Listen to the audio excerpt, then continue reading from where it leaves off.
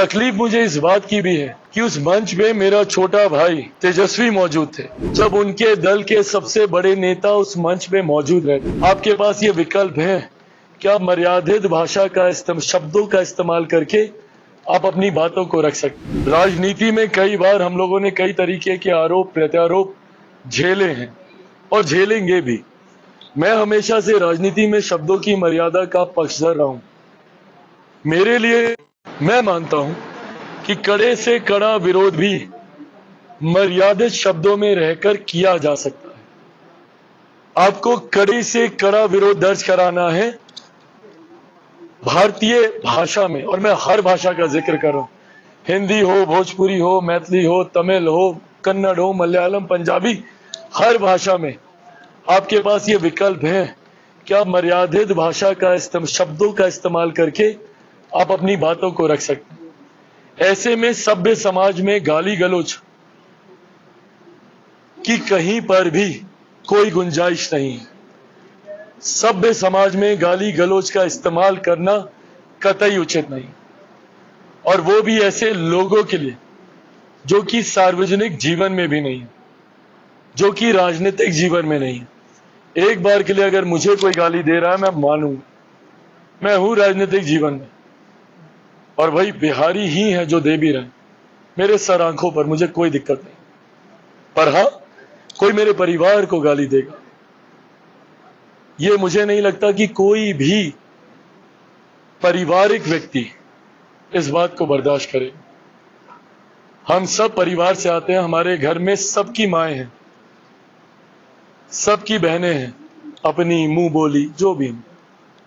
हम सब कहीं ना कहीं महिलाओं के आसपास पले बढ़े हैं, और मैं मानता हूं और हर मन से मैं कहता हूं, महिलाएं आधी आबादी हैं, सृष्टि की जननी है महिलाएं।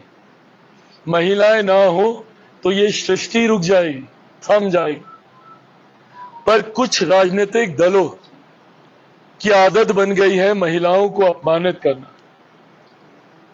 90 का वो दशक भी हम लोगों ने देखा, और अब मैं नाम लेके बोल रहा हूं, मैं राष्ट्रीय जनता दल की बात कर रहा हूं।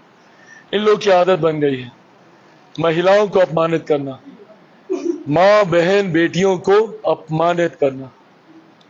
और यही कारण रहा कि 90 के दशक में जो पलायन हुआ, लोगों ने अपने इज्जत, अपने स्वाभिमान को बचाने के लिए लोगों को बिहार छोड़कर जाना पड़ा, और आज भी वही शैली देखने को मिलती है। उसी तरीके की भाषा का इस्तेमाल किया जाता है, उसी शब्दावली का इस्तेमाल किया जाता है, और जिस तरीके से मां बहन को गाली दी जाती है, और वो भी तब जब उनके दल के सबसे बड़े नेता उस मंच में मौजूद रहते हैं। तकलीफ मुझे इस बात की भी है कि उस मंच में मेरा छोटा भाई तेजस्वी मौजूद थे। मां सिर्फ वो मेरी ही नहीं, उनकी भी है। जो पारिवारिक रिश्ता है, मेरे ऊपर तो कई बार आरोप भी लगते हैं इसी बात के कि मैं लालू परिवार से मैं बहुत ज्यादा पारिवारिक रिश्ते निभाता हूं। जो है वो है, और मैंने कभी इस बात को छुपाया नहीं। मेरे नेता, मेरे पिता आदरणीय रामविलास पासवान जी का वो संबंध आदरणीय लालू जी के साथ रहा है। दोनों समकक्ष रहे हैं, साथी रहे हैं, सहयोगी रहे हैं। बचपन में हम तेजस्वी साथ खेले हैं, वो रिश्ता रहा है हम दोनों के परिवार के बीच।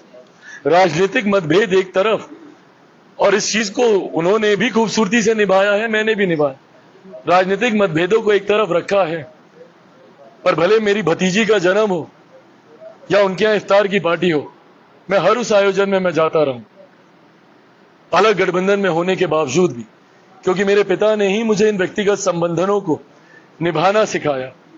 पर ऐसे में जब उन्हीं के सामने मेरे परिवार के लोगों को गाली दी जाती है, मैं अगर उनकी जगह होता, मैं अगर तेजस्वी जी की जगह होता और कोई उनके परिवार को ऐसे गाली देता, मैं मुंह तोड़ जवाब देता, उसी वक्त देता।